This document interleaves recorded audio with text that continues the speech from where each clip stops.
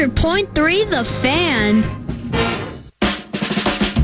Welcome and good morning. Here come the Eagles, and here comes one of my very favorites, their Vox, Merrill Reese. Pitches it out to Barkley, takes off to the outside.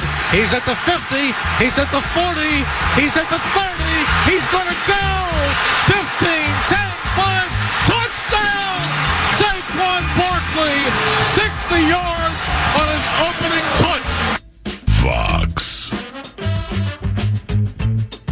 This is his 48th year calling Eagles games on the radio, and Merrill is the longest tenured Vox in the National Football League, and he joins us now. A week from Sunday, Merrill will be calling his 5th Eagles Super Bowl and 2nd against the Kansas City Chiefs. Merrill, it's Paul Allen. Thank you very much for taking time to join us before your world gets super, super busy with Super Bowl 59, and good morning. Good morning. It's always fun to speak with you, Paul. You do a great job, and I have the greatest respect for you.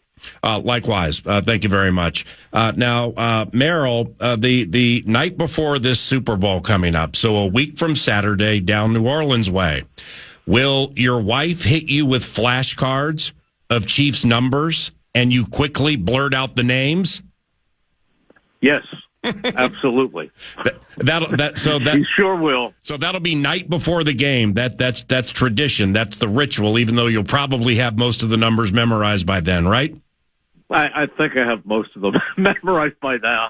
I think we've seen Kansas City enough on television to know them by now without any quizzing. But Cindy, yes.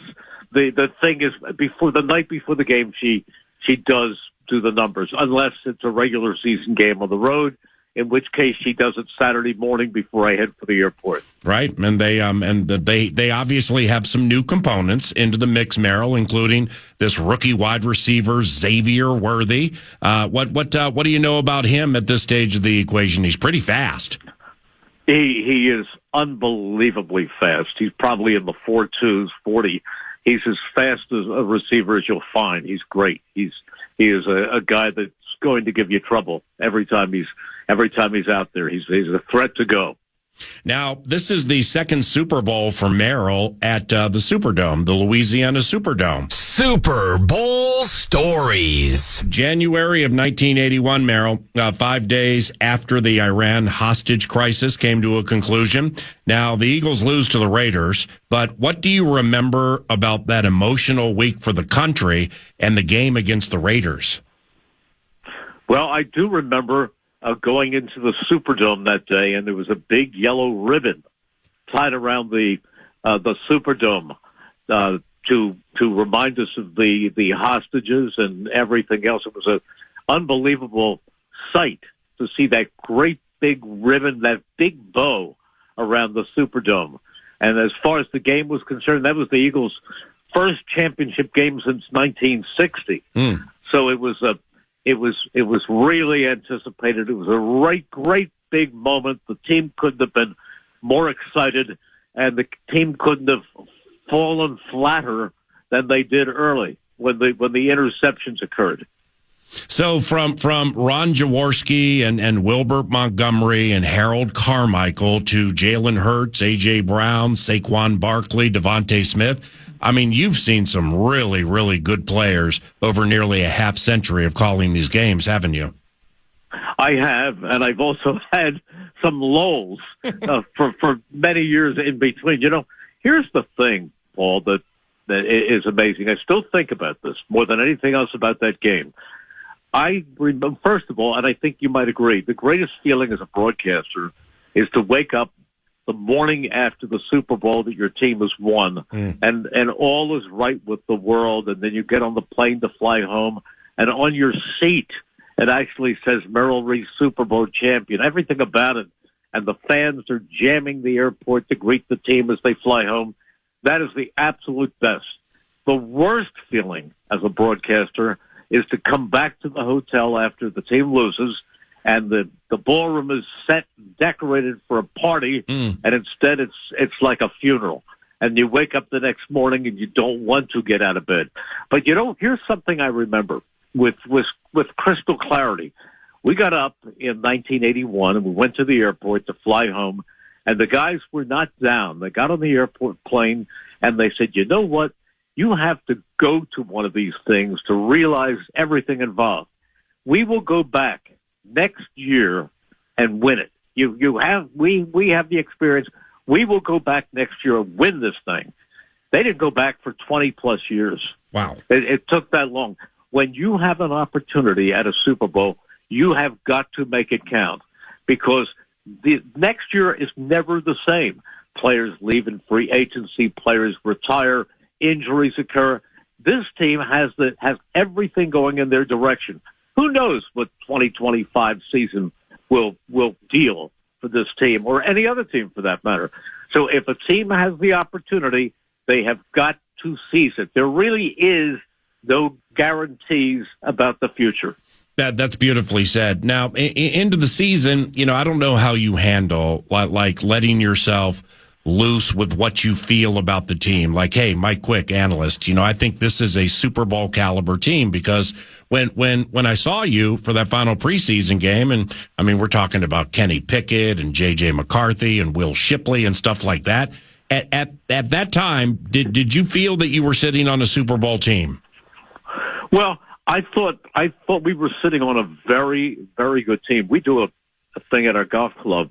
Mike and I do a luncheon, and this is the truth. Mike will back this up. The last thing they ask us is to predict a record, and my prediction was 14-3. Ooh. Mike predicted 12-5. So we both thought they were going to be very good. I hit it on the button, but not the way I expected. Now, what happened was the team, as you know, they won in Brazil. Then they came back and they lost at the end to Atlanta. Then they went down and beat the Saints, a team that had scored 40 points a game up until the Eagles got there. And then they had a horrible loss in Tampa Bay. I mean, at that, they lost 33-16. And Paul, the turning point of that game was the coin toss. That's how bad they were. My son, who's a film editor in Hollywood, he comes in about 6 or 7 times on the road and keeps our stats. And he said, Dad, this team won't win 7 games. And I said, Nolan, just watch. Because this is a team that is not very physical during the preseason. They don't tackle to the ground. And most of the practices are about an hour and a half. And they work hard. It's an efficient, no-nonsense practice, but it's not real football. And Nick plays no regulars during the preseason. Conversely, you all rave, and everybody thought Dan Campbell really has it right with Detroit. Look at the way this team has come along. They hit in the preseason. They play their regulars in the preseason, and they come out roaring. The Eagles came out snoring. I mean, they were 2-2 heading into their bye. Good time for the bye, but since then they have gotten better and better and better. And with an exception here and there, this team went into the championship game almost at full strength, and they will be almost at full strength for the Super Bowl. Conversely, when the Lions played the Commanders in their previous playoff game, they had 18 defensive players on injured reserve. I mean, there are some injuries that are just bad luck, but I don't think it's an accident that the way this Eagles team prepared was better for the long haul. But Merrill, I mean, a month and change ago, there was friction with the passing game, and it went public. And I think the Eagles were on like an 8-game winning streak. So were there any concerns at that time things were becoming fractured and perhaps you would not get to this game? No, because that was AJ. A little upset that he didn't get the ball as much, but he doesn't make that big a deal out of it. It's blown out of proportion. As a matter of fact, the writers voted for the players that are the most fun to cover, easiest to talk to in the locker room. And Jordan Mailata won number 1, and Saquon Barkley number 2, and A.J. Brown number 3. I mean, he put signs on his locker like "I'm always open," but nobody really takes it seriously. Paul, you've never been in a locker room where the guys love each other like this. I mean, I don't. Maybe you have with the Vikings, but I know that this is a team that is so together. They really are. That these little things that crop up are very, very minor, and they're gone by the next day. I mean, as a matter of fact, Jalen Hurts said in the interview room talking about the passing game. He said the coach took my straitjacket off, and everybody thought, oh, there's some friction there. He doesn't like. And Nick laughed about it, and Jalen laughed about it. He was only kidding. That's why it's a. I hate to say this, but this is a pretty happy team. Well, so with this team compared to a couple of years ago, Merrill Reese, a 48-year Vox for the Philadelphia Eagles, calling his 5th Super Bowl a week from Sunday. Are the Eagles better this year compared to 2 Super Bowls ago and the 3-point loss to KC? Saquon obviously being the key to this equation. Yes, they're better. Do you realize that there will be 8 starters on defense that weren't here 2 years ago? 8. And the other person, and I'm not saying anything negative about Jonathan Gannon, who's a good friend and a fine coordinator, and now doing a good job in Arizona as the head coach, but he's not Vic Fangio. Vic Fangio, who has been around for all of these years and is a master who can go head-to-head and play the chess game. Of course, he's going against the offense, but I mean, he's on the same level as Steve Spagnuolo is with Kansas City. He is a veteran defensive coordinator who can play the chess game with anybody. 2 more for Merrill Reese. Thanks for the time. And with Saquon, I mean, every time he gets the ball, you and analyst Mike Quick just have to be ready for 70 and 80-yard runs, don't you? You know, that's true. I said on the broadcast Sunday that Eagles fans ought to wake up every morning, go to their window, point themselves in the direction that they think is North Jersey, and scream at the top of their lungs, "Thank you, Giants!" That's brilliant. And you talked about the new players on defense. Last one here, the Georgia kids, Jordan Davis and Javon Carter. Holy cow! I mean, how key have they been to Philly's defensive success? They've been great. Jordan Davis is a terrific run stopper.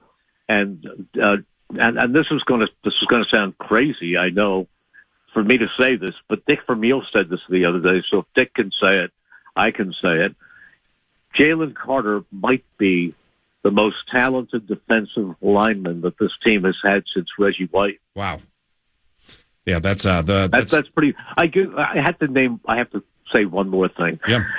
Paul, you hear coaches say it all the time. We all do. We have to do a better job of putting players in position to make plays. They all say that. But Vic Fangio really did. He took a free agent this year, a free agent who they picked up and they thought might be a pretty good special teamer, and you can throw him in as an outside linebacker. And Vic said, no, he's an inside linebacker. And Zach Bond might just be the defensive player of the year. Right. And he was with New Orleans before, right? Yes. Yeah, that's brilliant. Jalen Carter, not Javon. My apologies for that. All right. So that's okay. So are you, lastly, are you planning to spend much time on Bourbon Street with your beloved Cindy before the game, Mr. Merrill Reese? We're going down on Thursday. Not Cindy. I'm going down Thursday. Cindy's coming in on Friday. But I'm going in with the staff on the Eagles staff on Thursday. Mm-hmm. So Cindy will get down there on Friday. You know, the thing is, this is a Super Bowl city, and this is a tourist attraction. I don't know that you can get into the restaurants down there. I'll probably have most of my meals in the hotel. That's brilliant, man. You are such an inspiration, not only to me, but so many people who do what we do. And continued success. Fire a bullet during the Super Bowl. I know you will. God bless you, Merrill, and thank you for the time. Paul, one thing, and I'll bet you feel the same way. When they play the national anthem and I stand, I think the two same thoughts every game to myself. Number one, there's no place in the world I'd rather be. Amen. And there's nothing in the world I'd rather be doing. Amen. And I mean that. I mean that in a preseason game, and I mean that in the Super Bowl. We are blessed to do what we do. And when once in a while your team hits the biggest game of the whole entire season and is in the national spot like that, it's an absolute gift. That's so beautiful. What a blessing. All right, have a good day. Thank you. You too, Paul. Take care. Merrill Reese, the nearly half-century Vox. for the Philadelphia Eagles, calling his 5th Super Bowl and sharing some stories. Super Bowl stories. 9 to noon. Gary Kubiak, former offensive coordinator for the Minnesota Vikings. He's around the corner, courtesy of the TimberTech What's on Deck set list. He's Super Bowl OG and a former Vikings offensive coordinator. He's won 4 Super Bowls. We'll continue with some Super Bowl stories around the corner. But first, main man Zacho has that cash thing. That's right, Pierre. The fan wants to give you a shot to put $1,000 in your hand with our national cash contest. Enter the keyword bonus at KFAN.com now for your shot at winning. That's keyword bonus. Enter it now at KFAN.com. Fiber. You know him from the Bad Boy franchise. Now see him live at Mystic Lake. Actor and comedian Martin Lawrence is bringing the Y'all Know What It Is tour to the Mystic Showroom on May 2nd and 3rd. Check out our contest page now to see how you can win your way in to the May 2nd show. That's KFAN.com. Keyword contest to enter. Super Bowl stories.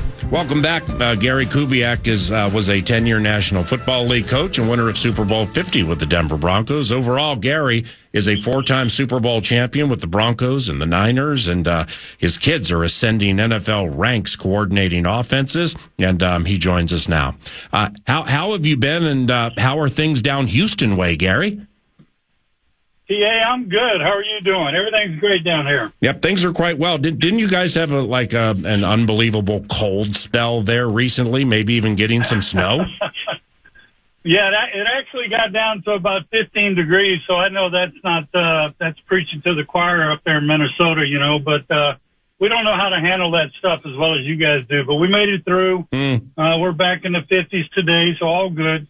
But it's not cold enough long enough so that you have regrets for maybe some of those nice big puffy furry coats that you had when you were up here and you probably gave away. Well, it gives me a chance to pull them out for a couple of days. I mean, I love living in Minnesota. What a wonderful place and great organization, and miss talking to you. So it's great to get a chance to hear your voice again. Likewise, Gary is football immortality, and his son Clint was a 1-year offensive coordinator for the Minnesota Vikings, and last year an offensive coordinator for the New Orleans Saints. And he recently was named offensive coordinator of the Seattle Seahawks. Now, Clint's younger brother by a year, Clay, three weeks ago was named offensive coordinator for the San Francisco 49ers. Gary, the boys are set to battle it out in the NFC West, which I'm sure will make for some good chats when you guys convene as a family. I mean, you just have to be the proudest papa in the world right now, right? Yeah, I mean, well, it's great. They're all off the payroll, Paul, so that's good. The youngest one's in Dallas with the Cowboys. Yep.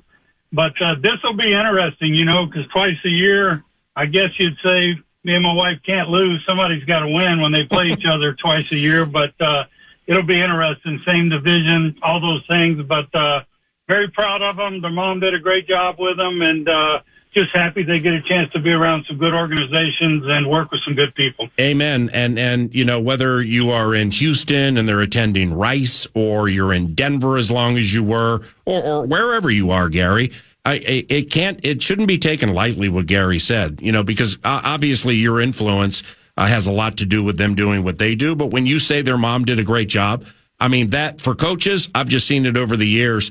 That's so key. The wife and the mom component, keeping things squared away, right?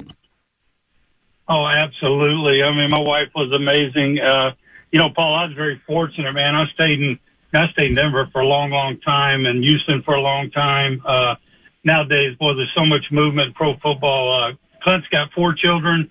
His wife, Tessa's amazing. And this will be the 3rd year in a row they've had to move. So, that's very difficult on the wife while the husband's working and trying to get settled again. And they're trying to settle a family. So, that's a big part of being successful in football. You better have a strong one, and and Clint fortunately does. That's a good thing. So you mentioned your other son, Klein, who's a scout with the Dallas Cowboys. Is he angling for hopefully if everything works out well, maybe a general manager's job down the road?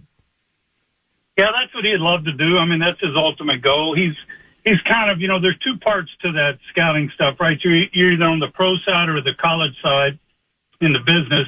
And fortunately, he's on both, so he's doing a little bit of both there for Will McClay, who's been with the Cowboys for many, many years. And so he's getting great experience. He's worked for some really good people.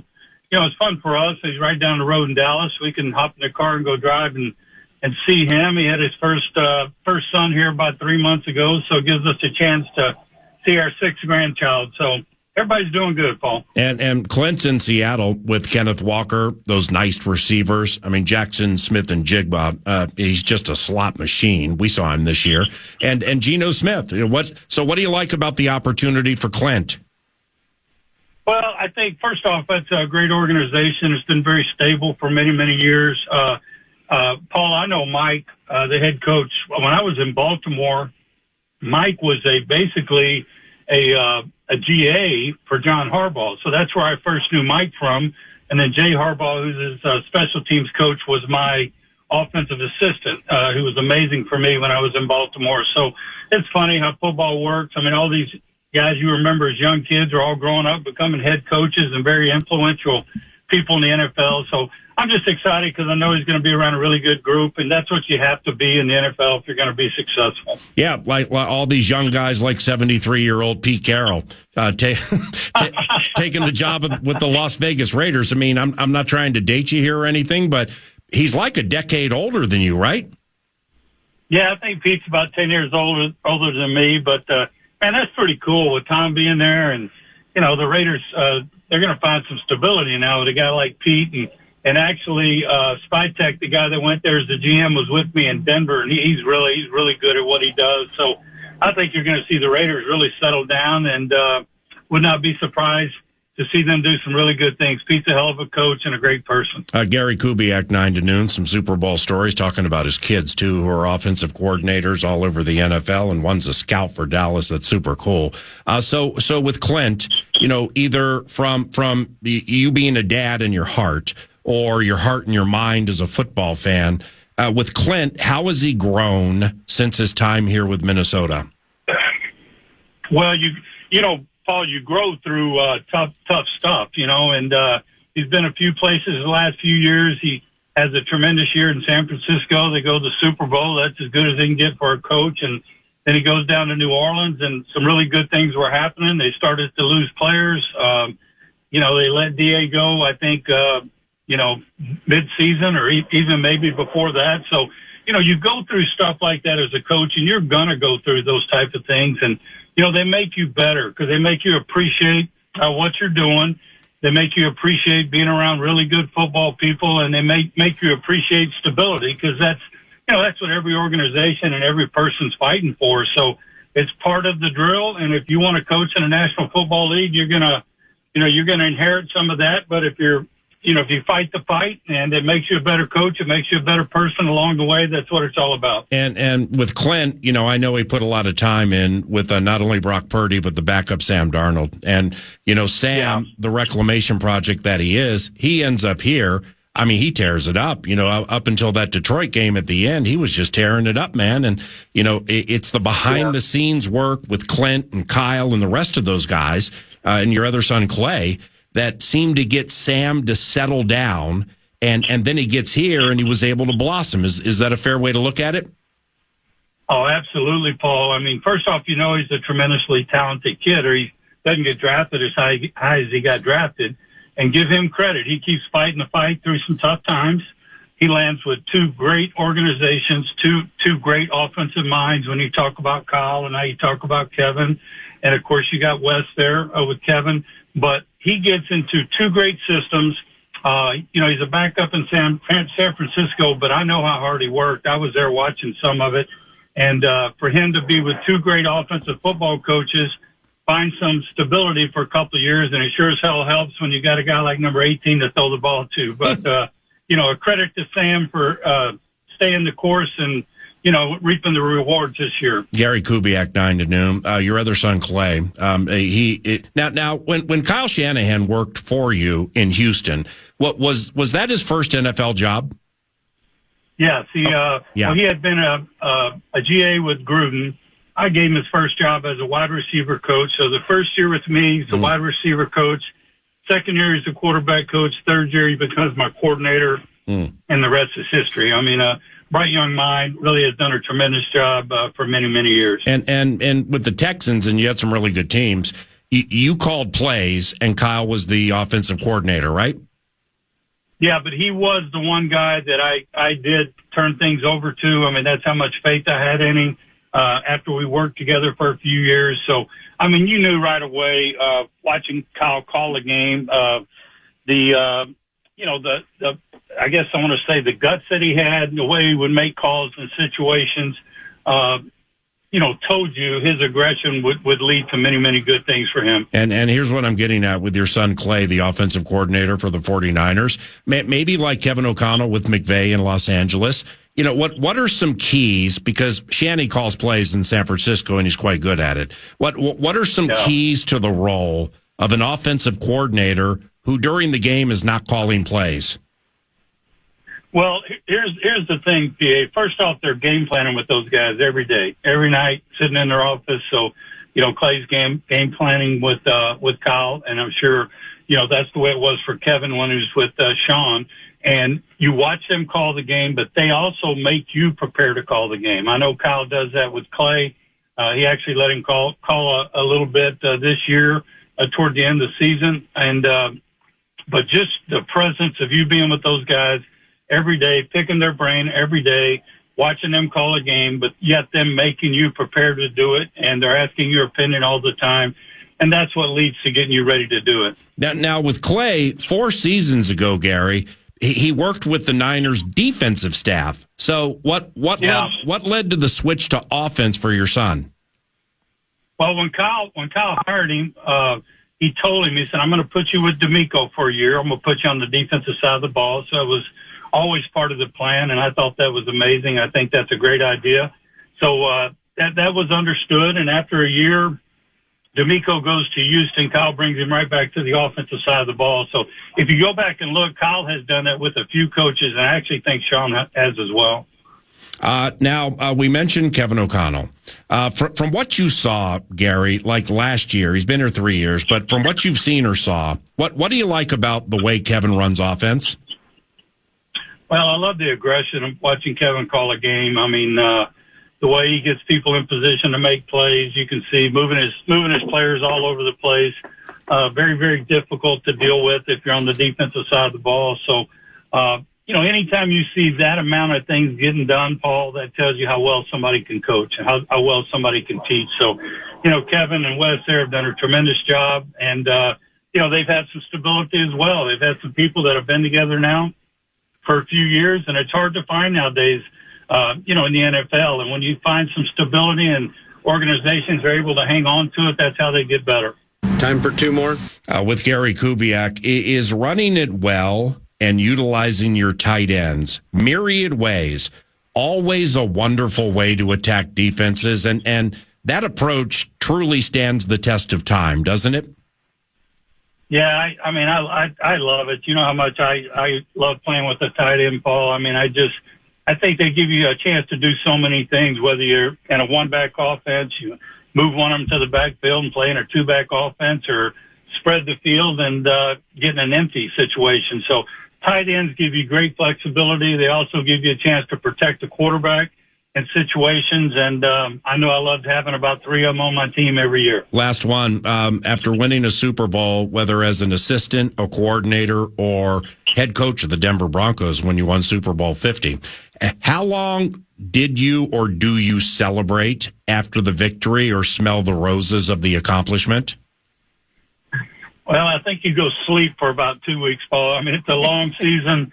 It's a tremendous accomplishment, but I think we're all built the same way. We all learn to, when we have success, to enjoy it, to let it go and move on to the next one. And when things don't go well, we got to let those things go too. So I think that's kind of how we're all built. This one will be fun for me to watch because there's some legendary coaches in this game, guys that are good friends, Andy, Spags, and Vic on the other side of the ball. So I can't wait to see how they approach each other and watch the game. And I know KC's trying to win 3 in a row, Gary, but this Eagles train right now with Saquon Barkley, I mean, Andy and Spags better be careful because they're coming in to truck somebody. You know what I mean? Yeah, I tell you, running the football and playing defense is a deadly combination, Paul. And, that's what the Eagles have done this year. But, what Andy and what they've accomplished with their organization is just amazing, and to see them have a chance to do this, it's going to be an exciting 2 weeks leading up to it. And I'll be a big fan just like anybody else. Yeah, you're the very best. Thank you very much for the time, Gary. Miss you, and look forward to our next chat, okay? All right, PA, tell everybody hello. Have a good day. I sure will. Thank you. That's a football immortality. That's Gary Kubiak with a bunch of stuff, including Super Bowl stories. Florio PFT next.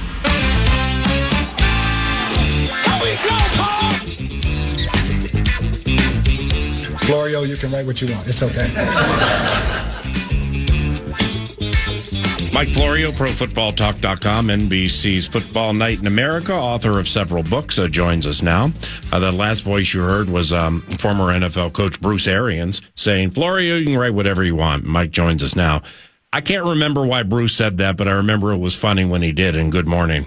That was at his farewell press conference 3 years ago after Tom Brady unretired, and I was told when Tom Brady unretired, the next shoe to drop will be Arians is out. 3-4 weeks later, Arians, quote-unquote, retired, and of course, we did not hesitate to explain that there was a dotted line, if not bright line, connection between Brady's return and Arians' late in the cycle exit. Late March is when he left the Buccaneers.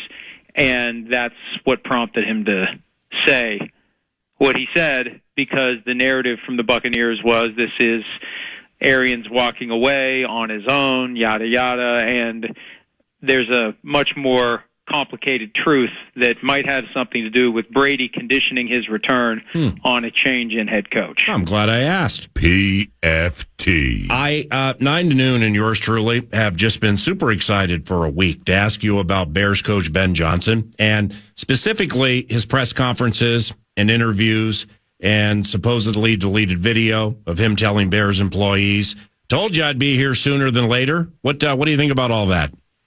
Well, I don't know about the deleted video. Are you being sarcastic? No, I thought I saw that somewhere online after he released the video to like when he walked in and talked to the staff. Supposedly, yeah, I'll look for it and find it and send it to you. Okay, thank you. I will count the seconds until it shows up. But we interviewed him last week for about 19 minutes, and I'm impressed with him. Now, whether or not that translates to victories, who knows? It became clear after he had a chance to fully assess all the options, and I'll give him the benefit of the doubt and say he was fully focused on the task at hand, coordinating the offense of the Lions as they prepared to face the Commanders in the postseason. He wasn't distracted by that. He did the interview during the bye week. But when it was time for him to sit down and look at the teams that were interested in him, and the Raiders seemed to really want him. Mark Davis, the owner of the team, well, the owner on paper, it looks like authority has been yielded to Tom Brady. But the way Davis explained it, it sounds like that was the guy they wanted, and when he took a job somewhere else, they pivoted to Pete Carroll. I think that when you look at all the factors for Ben Johnson, that was the one that made the most sense. And the reality is, teams looking for a head coach usually are a mess. There aren't many situations where a high-level contending team has an opening and guys are clamoring for the opportunity to take the reins of a well-oiled machine. Usually the machine is dysfunctional and needs repair. Johnson believes that, I think, the problems with the Bears last year were the coaching. He said at his press conference, entering the season, he viewed the Bears as the biggest threat to the Lions because of their talent. They already had significant and capable defensive players. You add in Caleb Williams, Rome Odunze, DeAndre Swift. They added Keenan Allen. They already had DJ Moore. They had Cole Kmet. I think Johnson is attracted to what that can be. And when you look at Johnson's age, he's on the short side of 40. Caleb Williams entering his second year, the ideal situation for the Bears. And this was true from the get-go. Now, they seemed to do a very thorough and exhaustive search, and maybe it was covered, but if it was covered, they put in a lot of elbow grease because guys got full and complete interviews. They talked to a lot of different people. But at the end of the day, what made the most sense was an offensive mind who can be joined at the hip with Caleb Williams for 15 years, a Drew Brees, Sean Payton type of a situation. The challenge becomes when you have a defensive coach with a young quarterback who you're trying to groom into a franchise quarterback. As he thrives, a bunch of guys who are offensive coordinators and the primary voice he hears until the 15-second mark of the play clock. The guy he's working with all the time gets a head coaching job elsewhere. Look at what the Buccaneers are dealing with. Dave Canales, 1 and out. Liam Cohen, 1 and out. Both those guys should be kicking a percentage to Baker Mayfield. Great players make for great coaches.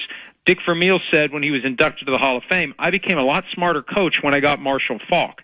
That's how it goes. And that's how it would go for the Bears with a defensive guy. With Johnson there, no matter how well the offense performs, he ain't leaving. And that's encouraging for the Vikings as well. Once they settle into a franchise quarterback, it's going to be Kevin O'Connell and that quarterback indefinitely. That's how you build a consistent contender. Does it guarantee a Super Bowl? The Saints only had one Super Bowl appearance and one Super Bowl win for the entirety of the Peyton Breeze era. But it guarantees that you're going to be in the mix, you're going to have your shot, you're going to be on the porch knocking on the door, and it's hard to kick the door in if you're not lingering year after year in the vicinity of the frame. Yeah, that was an elite answer. And either from what you've heard or read, or maybe during that 19-minute interview Ben had with you, I wonder why Matt LaFleur caught that stray. Any idea? Well, he caught a couple of strays. Which stray are you talking about? You talking about the stumble bum stray? No, that I had heard. He wants to beat LaFleur twice a year. Yes. I mean, where he's talking about the high-end coaches in the NFC North, Kevin O'Connell and Dan Campbell and blah, blah, blah, blah, blah. And, oh, by the way, I really enjoyed beating Matt LaFleur twice. I don't know. It didn't bug me, but it was weird. Well, it could be pandering to his new fan base because of the whole Packers-Bears thing, and he did get inspiration for the stumble bum play from LaFleur's Packers because last year Jordan Love stumbled out from behind center accidentally, and that was Johnson's inspiration to create an on-purpose accidental stumble that froze the defense long enough to create an opening and an opportunity for a touchdown pass. And that's Johnson's brilliance. And the best coaches, and Sean Payton is the prime example of this, it's not about your system. It's not about scheming up each week how your system can be utilized to find openings in a defense. It's about having a constant obsession with always looking for fresh ideas. And Peyton has said this publicly. He watches a reel of every touchdown scored the prior week in the NFL, and he looks to see whether or not that play is something he could use or some component of that play is something he can use, and he'll add plays on a morning walkthrough the day of a game in the ballroom that they'll incorporate. You got to have players who are smart enough and capable enough to adjust to a new play they've never practiced before, but that's part of the elite coaching. It's not just what we do. It's, hey, other people are doing some good things too. There's no copyright infringement lawsuit that can get filed against me for this. I'm taking what they do. And Peyton told the story on PFT Live a couple of years ago about a conversation he and I had, and we were talking about this idea that you have unlimited opportunity during the week before a game, especially a playoff game, to look for anything you can to help. And he got nervous. He said, I got to go. You're making me nervous. I got to get back to work. And the end result was he identified a play. They were getting ready to play the Vikings that week on a Sunday night. He identified a play that would work against Zimmer's defense. He said he was going to put it in. He said it'll work. And he drew up the play and sent it to me before the game. He drew up the play, how it would work, put it on a card. I've got it down in my barn. Wow. And they used it to score a touchdown that Sunday night against the Vikings.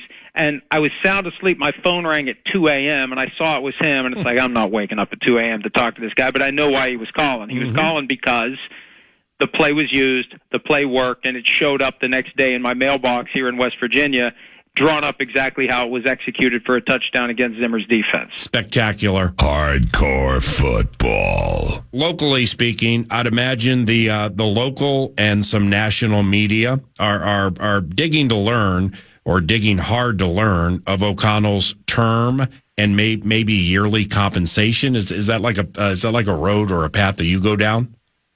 Well, if it comes my way, yes. I'm not going to waste my time trying to get something that's very hard to get. Right. And this isn't like player contracts. Player contracts get filed with the league office. They get filed with the NFLPA. I have resources in place to get any player contract anytime I want, full breakdown or full contract so I can read every word, every chapter and verse. Deshaun Watson's contracts, for example, I have all of them, the original one with the Browns and every renegotiation, restructuring since then that shows what the terms are, that shows where and when and how the Browns could possibly void the guarantees and get out from under the balance of the $230 million fully guaranteed 5-year deal. With coaches, it's all very secret. It's kept very quiet. And I've seen the theory that maybe his deal will last longer than the deal that's going to be negotiated with Kwesi Adofo-Mensah. I don't know that, but it's almost impossible to get to it. And when you're operating a media outlet that is constantly serving up to a impatient audience base that we love, but we've conditioned them to expect more, I have to balance my time and I have to focus on where I can get more content up, not I'm going to take 3 hours on a Wednesday afternoon, shut down my productivity, and go drilling for oil that may or may not be there. Yeah, I agree. What do you think of the Cowboys announcing their new head coach, 8:45 p.m. Cornfields last Friday? I mean, pretty proud of that one, aren't they? That's all that anyone needs to know. This is a team that knows how to Bigfoot the NFL news cycle. The Dak Prescott contract that was negotiated just before the start of the season. They announced it, they leaked it, whatever, the morning of the first slate of Sunday games. Completely hijacked the pregame shows with news of Dak Prescott's contract. On the Monday night playoff game, Vikings-Rams, it was leaked by multiple outlets, meaning the Cowboys were getting the word out that they had spoken to Deion Sanders about coaching the team. That was the same day it was announced that Mike McCarthy wouldn't be back. When they moved on from Jason Garrett 5 years ago, that was announced / leaked during the Seahawks-Eagles wildcard playoff game. So the Cowboys, if they felt proud about their hire of Brian Schottenheimer, if they thought that this was something that's going to galvanize a fan base that has waited 30 years to get back to the NFC Championship, the longest drought in the NFC, by double, the Bears, 15 years, the next longest drought, the Cowboys, 30 years. If they thought this was the answer, they had the morning of the conference championship games or two division rivals playing between 3 and 6:30 p.m. Eastern on Sunday. Drop it during the Eagles-Commanders NFC Championship if you feel great about it. That told us everything we need to know. And now 1 hour press conference on Monday, you know, we talk about answers being a word salad. This was a full word buffet from Jerry Jones, who was trying to direct all fans toward what he was trying to turn into a bowl of chicken salad regarding this idea that Schottenheimer is the answer. No one buys it. No one believes it. And fans are starting to figure out something I figured out a year ago. Jerry Jones isn't obsessed with winning a Super Bowl. Jerry Jones wants his organization to be interesting, popular, and ultimately highly profitable. And once fans figure out they're being grifted, it makes you wonder, will they essentially disown the family member and stop paying attention? It's hard to do. It's hard to deprive yourself of something that you love, even if it drives you crazy. Fandom of a football team that you've held for years is hard to give up. This is a test for Cowboys fans because you look at it objectively and say they're really taking advantage of us, and they really think we're stupid, and they really think we're going to blindly support what doesn't seem like an effort to get to the top of a mountain we've failed to climb for 30 years. All right, so speaking of new head coaching jobs, Florio. If you represented the person taking the Saints head coaching job, what type of promises would you need given they have an awful cap situation and uncertainty at quarterback? Well, there's two ways to look at this, and Sims and I talked through these issues earlier today on PFT Live. You can look at a vacancy short term, you can look at a vacancy long term. They always have a bad cap situation, and Mickey Loomis and his staff find a way to wave a magic wand and create cap space. They'll do that again. They keep doing it, okay? That's not the issue. Derek Carr, if he's not the answer at quarterback, they can get out of that contract by the middle of the March, same way that the Raiders did 2 years ago. Remember, Carr gets this huge contract in the summer, $40 million a year. After 1 year, boom, he's gone. He's done. They cut him before his salary became guaranteed for the 2023 season. The Saints can get out of this thing and avoid $40 million fully guaranteed if they cut him by like the third or fifth day of the league year. They owe him $10 million either way, but if he goes somewhere else, he's going to make more than $10 million. presumably, to be a backup even. Yeah. So I'm not worried about the quarterback situation. I go in assuming there's going to be a clean slate if I want one. As it relates to the overall structure of the team and where the team currently sits, short term it's not great. But what coaching job is available that is a great situation? They are available because they're dysfunctional. Right. And ownership in New Orleans seems to be not meddling and extremely patient. Mickey Loomis seems to be extremely patient. And they've proven they can do it when they have the right coach and the right quarterback. Look at all the teams out there that can't do it, that were looking for coaches this year. The Jaguars, they can't figure out the quarterback position. They had that 1 year, 2017, where they almost stumbled their way into an AFC championship game. But Jaguars, Jets, Cowboys, Raiders, those are all less attractive to me than the Saints job, period. So if you have a true commitment that they're going to be patient with you in the early years as you try to figure out where you're going at quarterback and how you're going to build the team out around it, if they're not just going to wash things out and start over again after 2 years, then the Saints are, I think, a far more attractive spot. Great fan base, great city, great ownership, and support. And if patience is part of it, then that's a job that I think is better than going to the Raiders, where you've got Max Crosby and the tight end. Why am I blanking on the tight end's name? Why in the hell? Brock Bowers. Is it because I'm 59? Brock Bowers. Yeah. Thank you. Mm-hmm. What in the world? But you've got two guys, the cupboard's otherwise bare, no direction at quarterback, two owners you're going to have to deal with. Tom Brady's there. You've got Mark Davis, who said the other day that Tom Brady takes the spot of John Gruden, who was brought in to stabilize the franchise. If I'm the coach, it's like, wait a minute. Oh, hang on a second.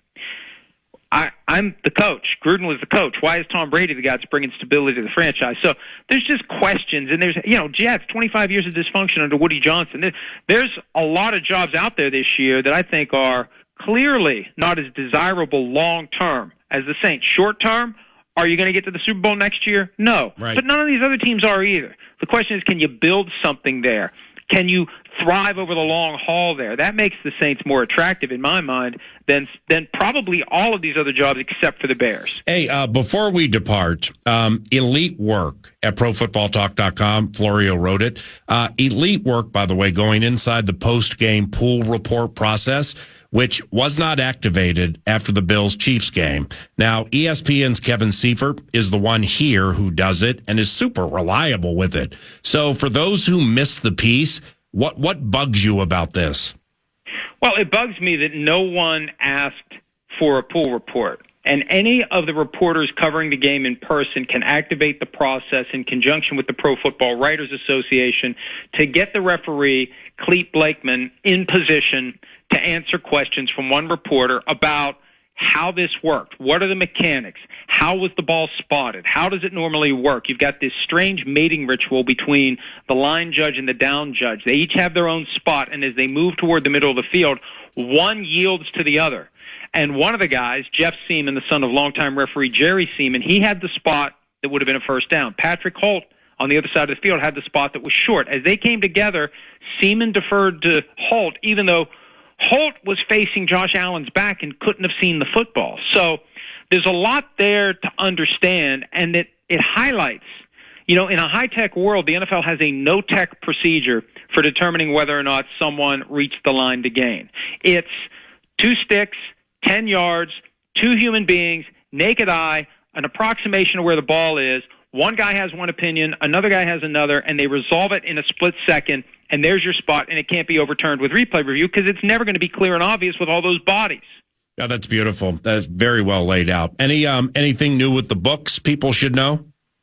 99-cent ebooks available at Amazon, Father of Mine, Son of Mine, On Our Way Home. I've got the next book in the Father of Mine series, 2/3 of the way written. And last night I had one of those moments where it's a flash of lightning. I outlined the final part of it, and I'm going to get to work on it sooner than later. If nothing else, I'll be writing it on the plane to and from New Orleans. That's my new safe space where I can just, for whatever reason, I thumb out chapters on the Notes app on my phone. I get into a groove, and I'm hoping to crank out a lot of that while traveling, some more of it before we leave. Next week, ain't getting anything done other than football, but hoping to get the third book out by the end of the year. We'll see if I can pull that off. We will try to find you next week. If not, no hard feelings.